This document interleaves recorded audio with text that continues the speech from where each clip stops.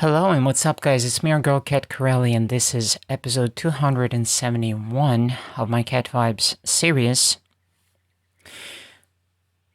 I've taken a pause, an operational pause, in this past 10 days, I believe. It's been quite a while since I released my last video on this channel. I had a lot going on, and I needed some time off, and maybe I'll talk about this later, maybe no, but I was busy and I was exhausted, and at the same time I wanted to paint, and I really didn't want to just preoccupy myself with video editing or anything of that nature. So this time I'm painting another study. And this time we're dealing with pomegranates and oranges. And I specifically picked this reference photo because I just like the combination of colors. I like it how the pomegranates specifically, they have the cooler reds in them and they have the warmer reds. And the oranges have some dark shading, the ones that are in the back. So that kind of intrigued me, and I decided that I wanted to paint this. Plus, I thought that I just wanted something on the wall, something with fruit. And I didn't want it to be anything too conventional or too complicated. I just wanted it to be something fairly simple. So I went for these reds. And I'm using a slightly different technique here. So I've done this on that portrait of my friend on the motorbike when I just covered the entire surface of the canvas with a wash, a very thin layer of paint, and then I just wiped out with a rag. I just wiped out some areas. I started out very thin, very loose, and then tightened it up a little bit, as much as I wanted to. I'm still doing it here. I'm working basically alla prima. It's not a layered painting, really. It's alla prima. And I like this approach. There's something to it. I'm leaning into this approach nowadays. And it's kind of, it helps me to experiment and to find new ways of meeting my objectives, my artistic objectives. It's an interesting way to approach the painting as opposed to layered painting, which is not a bad thing altogether. And that's somewhere where I have started initially when I started to work in oil approximately a year ago. Previously, I was basically all of my life, I was mostly working with watercolors. And that was way back when I went to art school. And that watercolor approach is something I guess that I'm trying to implement to a certain extent. I'm trying to implement in oils, or kind of crossbreed the two approaches. I understand that this is a different medium, that oil is oil, and it has its own pros and cons. And there are things that I like exactly about oil paint, which can't be found in acrylics when you're dealing with acrylics. And it's basically just exclusive to oils. And that's what I love about it. It's a very flexible medium, oil paint. I find it more flexible than watercolors in a way, even though watercolors have their own range of flexibility, apparently. But I think I'm kind of borrowing some things from the watercolor approach. I'm taking something from there and experimenting.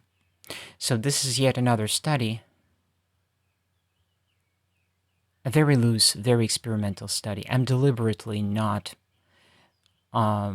getting too focused on little details. That's not the point.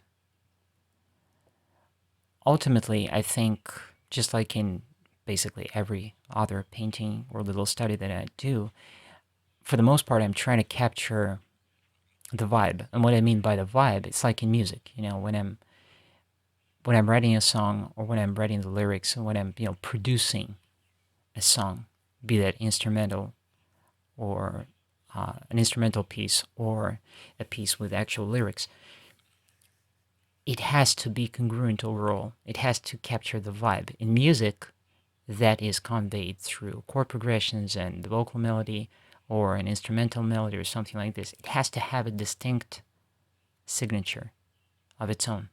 It has to be unique.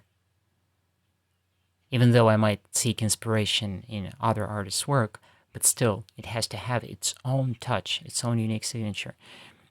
In painting, I think I'm trying to convey that through, I'm trying to capture the light, the mood, how things are, how is my subject, how does my subject reflect this light? What is the interaction between the light source and the subject or subjects? What is the feeling that that creates? That's what intrigues me. And that's usually what I'm trying to capture. Sometimes I'm skewing it in some direction deliberately, changing, reimagining the lighting or adding extra depth or adding to that feeling, moving it in a certain dramatic direction.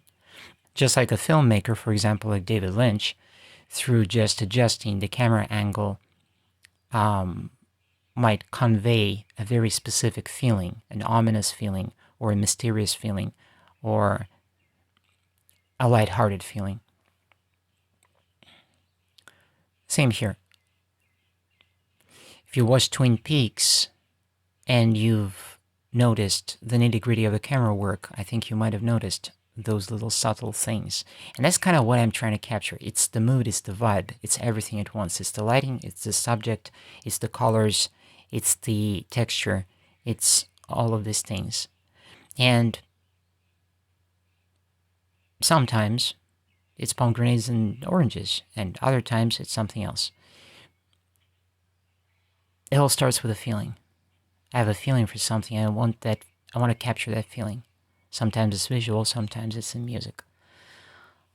I hope I will be in time to release a surprise cover song that I have in mind. I have it already mixed and mastered. I don't know if that's gonna happen as planned on May 9th, or is it gonna happen later? I have no idea, quite frankly. But it's ready to go, and it will drop soon.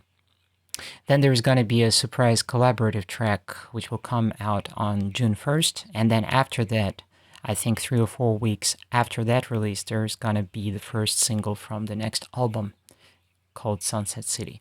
So stay tuned. I apologize for this little break, this little vacation that I've taken from off of YouTube. I haven't published any videos in like 10 days. I think I'll catch up to that because I have like a backlog of videos that are ready to go. I'll record the voiceovers and I'll publish them.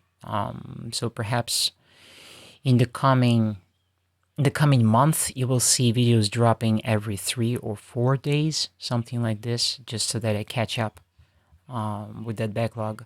And then we'll be back to normal operations, normal schedule. All right? With that being said, thank you very much for being on my channel. Thank you for your likes and comments. If you like my content, don't forget to share it. If you like my paintings or you want to purchase one, reach out to me at ladycatherinecorelli@gmail.com, and we will talk about the price and the handling and all of this kind of stuff. All right? Thank you, and meow.